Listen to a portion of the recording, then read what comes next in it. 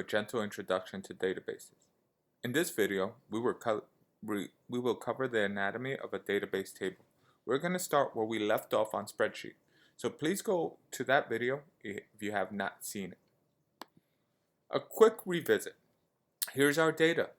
We have products, sales, and customers. These nouns, products, sales, customers, will be represented as database tables.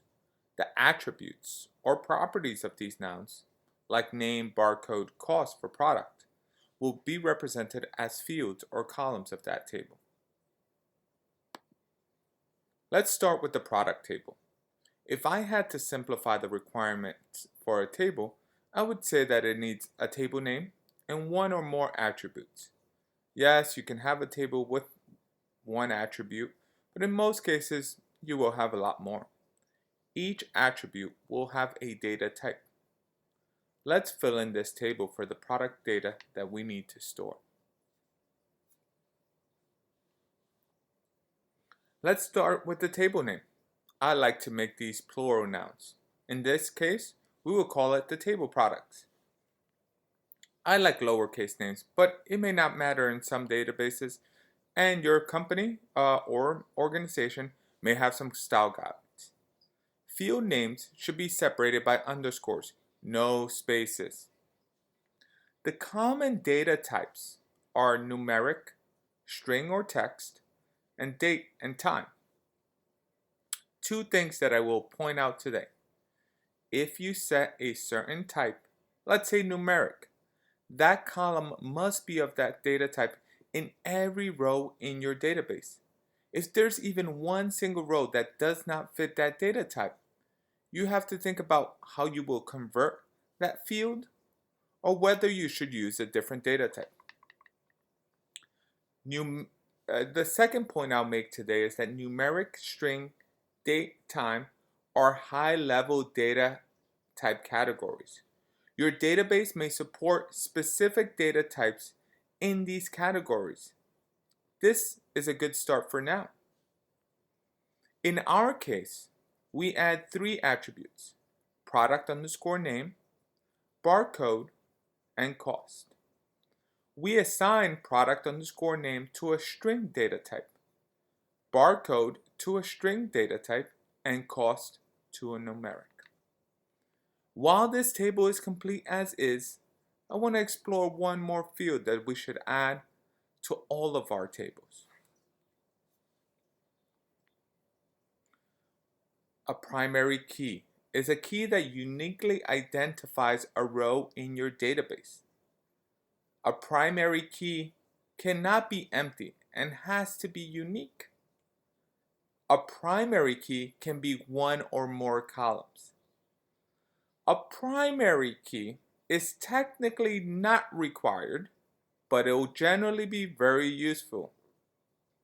In our case, and in most cases, I like to add a new ID to represent my row.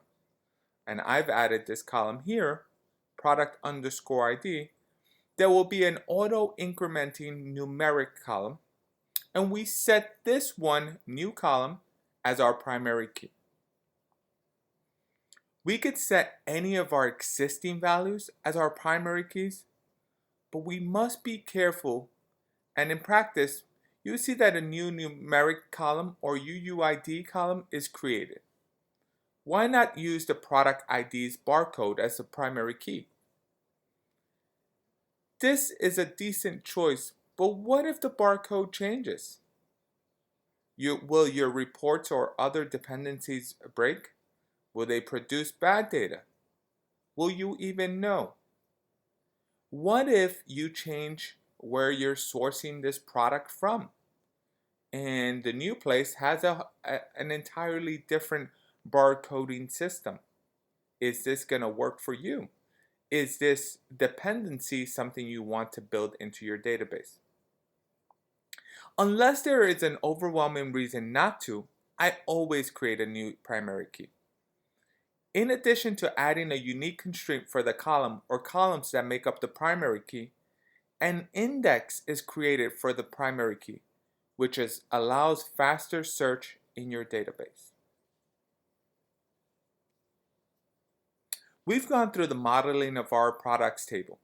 If you're interested in trying this on your own, pause the video now and think about the data types for your attributes and any additional columns that you might want to add. In the next slide, I'll review those tables accordingly. Slide 7. So these are all the tables. For customers, I create an attribute email, and I'm starting on the right hand side, customers table. I have an attribute email and a customer ID, which I believe may be the same as the discount ID that was originally required. If this is not the case, I may need to add another attribute. In real life, I would confirm this with a business analyst or other person responsible for data. For sales, I create a sales table with price paid as numeric and taxes collected as a numeric. In addition, I create a primary key with sales ID. I know that I need to relate this sale with a product and a customer, so I add two new attributes, product underscore ID and customer underscore ID. I'm going to use these columns to be able to create a relationship between this table and my products table and my customers table. I set product underscore ID and customer underscore ID as foreign keys in my sales table. This means that these columns reference a key in another table. Configuring these attributes as foreign keys reduces data issues by maintaining referential integrity. Now that we have this, our database will not allow me to add a sales with a product ID that does not exist or a customer ID that does not exist. It also will not allow someone to delete a customer if the customer is referencing a sale. The same is true for products.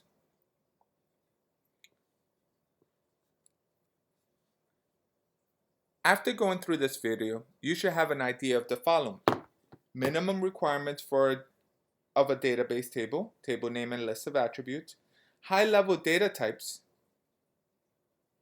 including string, numeric, and date time, primary keys, and foreign keys.